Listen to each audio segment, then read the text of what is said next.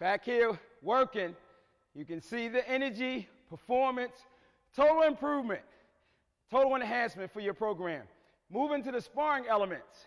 What we're going to do here in the second semester on working the sparring techniques, we want to work footwork because we understand these guys in the dance movements with the regular boxing footwork or kung fu stepping or Kali stepping and so forth.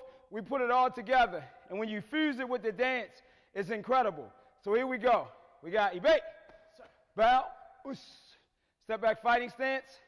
So basically, without me throwing a technique, I'm going to give him some motion.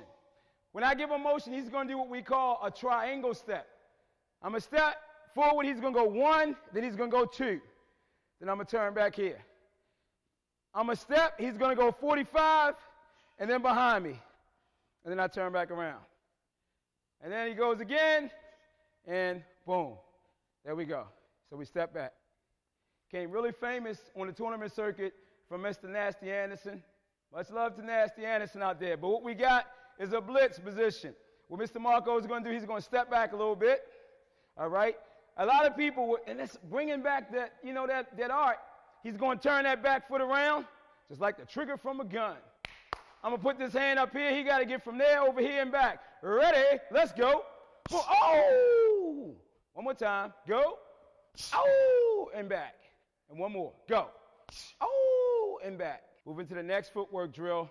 I mean, just the joy of like being an open-minded martial artist and just bringing in so many things to help you as a school owner to improve yourself. So energized and passionate, and even Master Ernie, you know, those are my heroes. What I look at is what this next technique do for our art. It comes from Bagua, an internal system of Kung Fu. So we're going to work on the footwork of Bagua. And basically what our goal here is to introduce the student to the circular motion. So what I'm going to do, I'm going to step. Mr. Marco's going to step, circle. Mr. Marco's going to keep circling around behind me, and I'm trying to catch. But then when I switch, Mr. Marco does what? He goes back, and I'm trying to catch him. He's trying to stay behind me, then I go again. I'm trying to get in, then see? And think of the beauty of this. For self-defense, without them even knowing it, they learning the actual techniques of trying to get on the other side of your opponent. Bagua circle step. Moving to the next drill. We call this one the Bruce Lee step because of Return of the Dragon, his famous step of stepping behind and kicking the guy into the pads. So we got Mr. Marco, he's in his fighting stance. So he steps behind, cross step, and he gives me that energy, and he goes, oosh, and he goes back. Stick it in there for me, young man. Step in, and oosh, and then he goes. Now, really, you don't have to kick, because when we work the footwork here, what we want to do is just work the footwork. A lot of times we see in martial arts schools, the weakness is that the defense and the footwork. So we can teach that. We can be able to move without kicking or punching. Ready? Step and move, sir. Go. And then back. Let's go, sir. Move. 5, and back. And move. 5. Self-defense for second semester. Once again, it's about performance.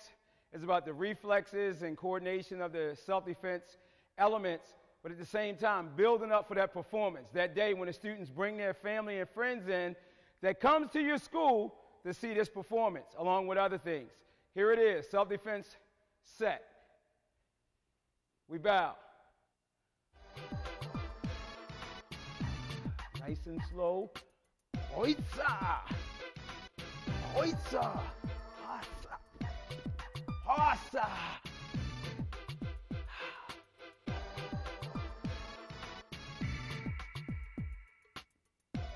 Ah, sir! Whoa! Oh, sir!